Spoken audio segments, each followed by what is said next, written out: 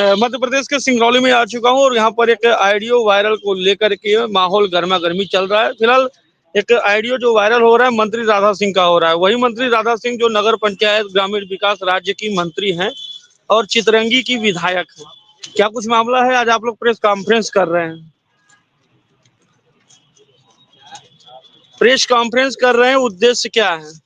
हम लोगों का उद्देश्य ये है, चितरंगी में 2-3 घटनाएं इसके पूर्व भी हो चुके हैं। इसी तरह से 2 हत्याएं हो चुकी हैं। हम नहीं चाहते कि उस तरह की पुनरावृत्ति हो। और मंत्री जी जिस तरह की जात पात की बात कर रही हैं, एक जात विशेष को, ठाकुर वर्ग को वो टारगेट कर रही हैं और दूसरे जातियों को उकसाने का काम कर रही हैं। हमको ये आशंका है कि ये फिर से उसकी पुनरावृत्ति करानी चाहती हैं। हम चाहते हैं कि इस तरह की न हो। हमारे जिले में, हमारे क्षेत्र में अमन चैन बना रहे और शांति व्यवस्था बनी रहे। नहीं, वायरल ऑडियो में वो बोल रही है कि ठाकुरन के पैर धोवत धोवत बाल सफेद हो गए। आपको बताना चाहूंगा, जिस विधानसभा की वो विधायक हैं वहीं पे जो है भाजपा के प्रदेश उपाध्यक्ष राजा साहब कांतदेव सिंह का वहां पर घर है खटाई में, तो कहीं उनको टारगेट करने का निशाना तो नहीं है? अब भारतीय जनता पार्टी में क्या है क्या नहीं है, लेकिन जो सार्वजनिक रूप से बात आ रही है वो एक जात विशेष को, ठाकुर वर्ग को पूरे टारगेट कर रही हैं, एक आदमी को नहीं कर रही हैं। और जबकि वो कह रही हैं कि पैर धोते धोते तुम्हारे बाल सफेद हो गए। पूरे समय से उनके ही परिवार के लोग राज कर रहे हैं चितरंगी में, तो उन लोगों ने उस पर क्यों नहीं प्रतिबंध लगाया कि पैर न धो। और हम लोगों को देखने में तो ऐसा कहीं नहीं आ रहा है। हमारे यहाँ जात पात का कोई भेद नहीं है। हम सभी जात के लोग मिलकर समाज में एक साथ रहते हैं। हमारे एक साथ का सरोकार है सबका, और हम चाहते हैं कि वो हमारा सामाजिक सरोकार बना रहे। जो भारतीय जनता पार्टी की मंत्री, राज्य मंत्री राधा सिंह जी तोड़ना चाहती हैं, हम उसके खिलाफ खड़े हुए हैं। प्रेस कॉन्फ्रेंस में शामिल आपकी मैं भूमिका चाह रहा था, प्रतिक्रिया देना चाहेंगे? देखिए क्या है कि राधा सिंह जी मध्य प्रदेश की मंत्री हैं। प्रथम तो उनको ये चाहिए कि अपने संवैधानिक पद के हिसाब से, अपनी गरिमा के हिसाब से भाषा का उपयोग करें। मैंने कहा था कि भाषा एक ऐसा वस्त्र है जिसे शालीनता से नहीं पहना गया तो पूरा व्यक्तित्व ही निर्वस्त्र हो जाता है। तो राधा सिंह जी का जो भाषा निकला उससे उनके व्यक्तित्व के निखार की बात पता चल गई। हमारे अध्यक्ष महोदय जी ने बताया कि वो पूर्व मंत्री माननीय जगन्नाथ सिंह जी की पतोहू हैं। उनके यहाँ वैधानिक व्यवस्था, जगन्नाथ सिंह जी राज्य मंत्री थे, प्रदेश के अध्यक्ष थे, उपाध्यक्ष थे, राज्यसभा सांसद थे, लोकसभा सांसद थे। हर समय पुलिस का चौकीदारी और पहरा उनके यहाँ सुरक्षित है। उनके यहाँ परिंदा पैर नहीं मार सकता है। तो ऐसी कौन सी स्थिति बनी, किस स्थिति की बनी, वो कौन सा ठाकुर है जो इनसे पांव धुलवाता था? उनको नामकरण करना चाहिए था। किसी जाति विशेष पर इस तरह से अपलंक लगाकर, जाति उन्माद फैलाकर और जाति दंगा फैलाने की बात कभी नहीं सोचना चाहिए। और इस तरह की बात सोचना वैधानिक व्यक्तित्व के खिलाफ है। अतः इनके खिलाफ वैधानिक व्यवस्था के तहत कार्य की जानी चाहिए। जी, जिस तरीके से माननीय राधा सिंह जी अभी उनका ऑडियो वायरल हुआ है, हम लोग देख रहे हैं चितरंगी में कि जी लाले बसोर की जब से हत्या हुई है तब से सरपंच, उनके भाई जो सरपंच हैं बाबूलाल बसोर, उनको निरंतर परेशान किया जा रहा है माननीय मंत्री जी की तरफ से। कहीं सचिव को हटाकर, कहीं रोजगार सहायक को हटाकर, कहीं अन्य अधिकारियों को भेज करके, इस तरीके से जिससे कि वो लोग डिस्टर्ब रहे। जबकि गरीब बसोर जात के ये हैं, इनके प्रति उनकी संवेदना होनी चाहिए। संवेदना न हो करके और परेशान कर रहे हैं। अगर सरपंच चाहता है कि ये सचिव रहे, ये सहायक सचिव रहे, तो उनको क्या दिक्कत है? जैसे ऐसा लगता है कि जैसे जानबूझ करके इस तरीके से किया जा रहा है। और अभी 50-60 लोग गए थे उनसे निवेदन करने कि रोजगार सहायक को वापस कर दिया जाए। तो जिस तरीके से वो या उनके पति जी डांट फटकार रहे हैं और एक जात विशेष के लिए, ठाकुरों के लिए जिस तरीके से वक्तव्य दिया गया, और सबसे बड़ी बात यह है कि एक संवैधानिक पद पर बैठी हुई माननीय मंत्री जी उस घटना को इस रूप में उन्होंने स्वीकार किया है कि मैंने बजट दिया था और उसमें 1 लाख रुपए निकल गया और तुम्हारे भाई की हत्या उसी पैसे की वजह से हुई। तुम नहीं जानते? तुम अकेले में आओ, अगर कमाना है, खाना है, पैसा कमाना है तो अकेले में आकर के मुझसे मिलो, मैं फिर बताती हूँ क्या उपाय है, ठाकुरों को छोड़ो। तो इस मेरा कहना लेकिन यह जिस है तरह कि का जी, मेरी आवाज आ रही है आप तक?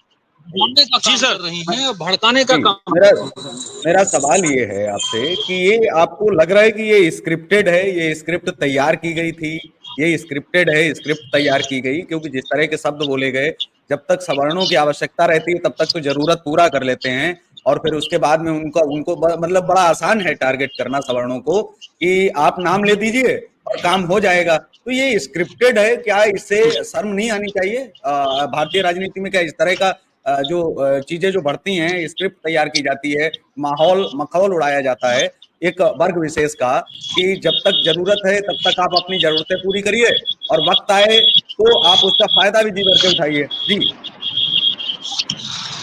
उसके बाद किक मार दीजिए। उनको भी इतना 60,000 वोटों से चुनाव जीती हैं, तो क्या उसमें राजपूत समाज के या ठाकुर समाज के, ब्राह्मण समाज के लोगों ने मदद नहीं किया? उन्होंने वोट नहीं दिया?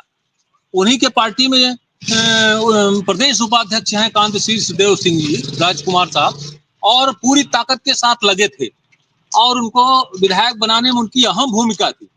लेकिन कहीं कुछ इस बारे में नहीं, तो तनिक भी नहीं सोची कि नहीं, जिस जात के लिए हम बोल रहे हैं, तमाम लोग हैं भारतीय जनता पार्टी के जो उसमें काम कर रहे हैं और भारतीय जनता पार्टी के लिए काम कर रहे हैं। इस तरीके की बातें बोली हैं सवर्णों के विरुद्ध, ये हमारे हिसाब से जो हमारे सिंगरौली जिले में या मध्य प्रदेश में जो सामाजिक सौहार्द है उसके बिगाड़ने का काम कर रही हैं, और इसके लिए जितनी निंदा की जाए वो कम है।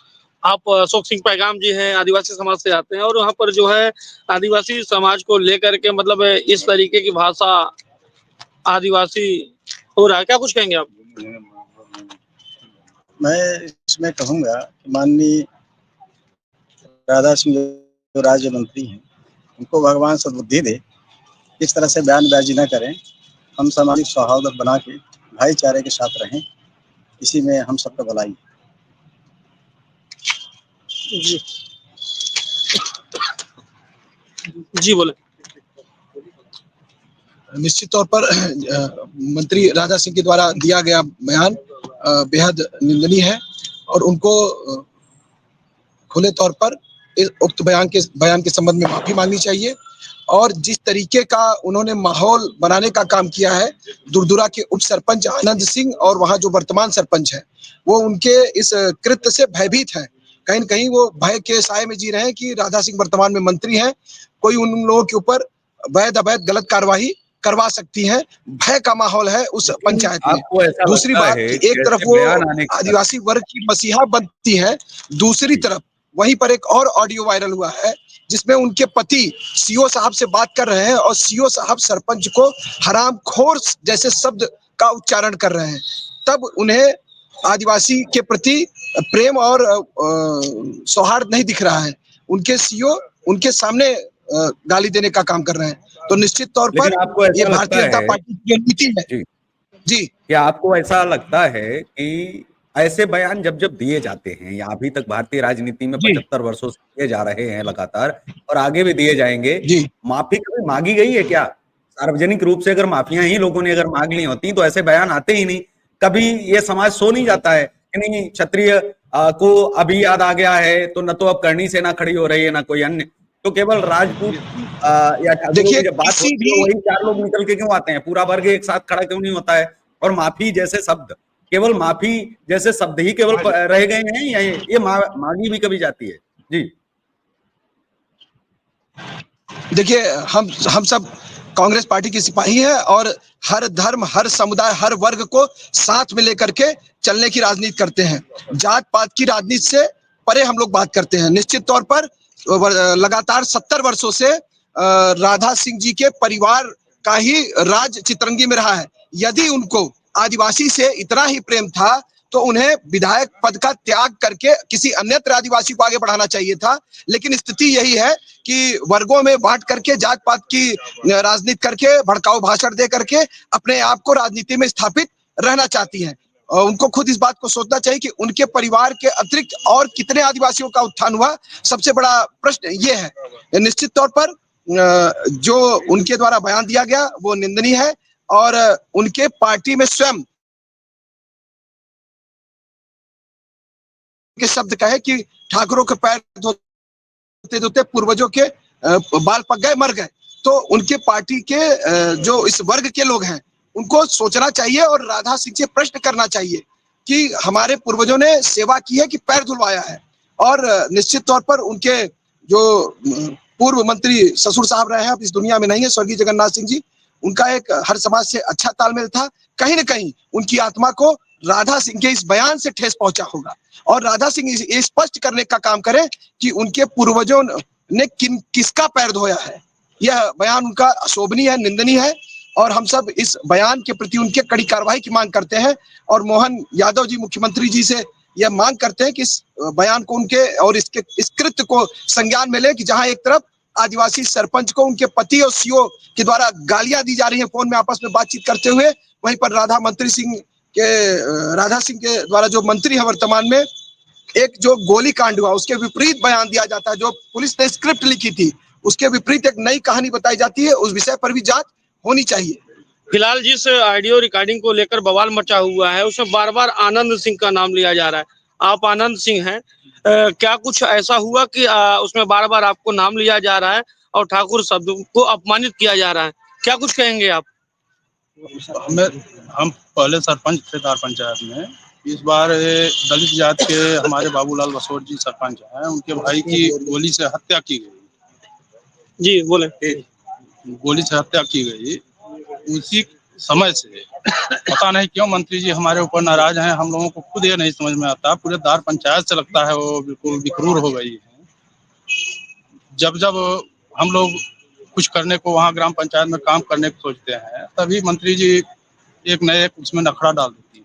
जैसे पहले हमारे सरपंच का डिजिटल लॉक करवा दिया गोली कांड के बाद, उसके बाद फिर हमारे सेक्रेटरी को ट्रांसफर करवा दी, फिर अभी वर्तमान में सहायक सचिव को ऑफिस अटैच करवा दी। और उसी को लेकर हमारे यहाँ की पब्लिक गई थी वहाँ मंत्री जी के यहाँ। तो मंत्री जी इस प्रकार की जो ऑडियो वायरल हुआ है इस प्रकार की कृत्य की बात कर रही है जी, जो आप खुद ऑडियो में सुन रहे हैं। नहीं तो ऑडियो में जो बार बार आपका नाम लिया जा रहा है कि आनंद सिंह के संरक्षण में मत काम करना, आनंद सिंह को अपने पास मत रखना, ठाकुर शब्द ठाकुरों के साथ अगर रहोगे तो हम आपकी मदद नहीं करूंगी, ऐसा कुछ कहा जा रहा है। नहीं तो आपका नाम बार बार लेना। देखिए हुआ क्या, गोली कांड जब हुआ था तो हमारे यहाँ नेता प्रतिपक्ष उमंग सिंघार जी गए थे, तो उनके अगुवाई में हमने उनका व्यवस्था किया टेंट पंडाल का वहाँ, जिसको लेकर वो काफी नाराज है। हमें ऐसा लगता है कि उसी को लेकर वो नाराज है। तो हमारा यानी आपके कहने का मतलब है कि कांग्रेस के जो नेता प्रतिपक्ष हैं भोपाल के उमंग सिंगार जी, उनका आगमन गोली कांड मामले को लेकर के चितरंगी में हुआ था आदिवासी सरपंच के घर में, जहाँ पर आपने टेंट पंडाल जो भी उनके व्यवस्था में लगाया उसको लेकर के आक्रोश जता रही हैं जी। लेकिन उसमें तो उन्होंने भी कुछ सहयोग ऐसा किया था।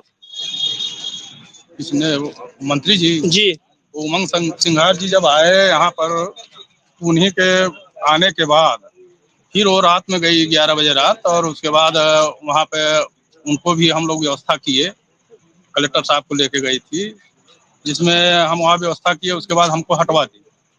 अच्छा अजय, एक सवाल मेरे मन में आ रहा था, आनंद जी जब फोन में कि आनंद सिंह है वहाँ, ऐसा कह के और हमको हटवा दिया। आनंद जी जो जवाब दे रहे हैं, मेरे मन में एक सवाल आ रहा है कि जो दलित वाला जो आप बता रहे हैं तो उसमें ठाकुरों का फिर नाम क्यों नहीं उछाला जा रहा कि भाई आनंद जी ठाकुर हैं, और ठाकुर होकर के भी देखिए एक वर्ग के साथ में पूरी तरह से व्यवस्था कर रहे हैं, सभी को सम्मान दे रहे हैं, तो ये भी तो बात उसमें हो जानी चाहिए थी।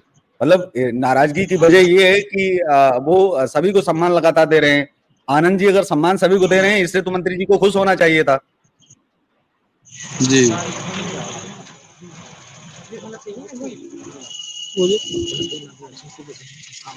मतलब उनके कहने का ये मतलब है कि अगर आपने सभी लोगों को एक समान आपने मदद किया तो आपकी मतलब बुराइयां नहीं होनी चाहिए थी। नहीं, हम सबको साथ में लेके चलते हैं, हरिजन आदिवासी सबको, और उसके बाद भी इस प्रकार की उनके शरण में नहीं जाते। हम स्वयं सब उनका कार्य करवाते रहते हैं, जिसके कारण तमाम जानकारियों के लिए बहुत बहुत धन्यवाद। प्रेस कॉन्फ्रेंस में आए सभी लोगों ने अपना अपना जवाब जहां। अब मैं इजाजत चाहूंगा आपसे और फिर मिलता हूं अगले नई खबरों में।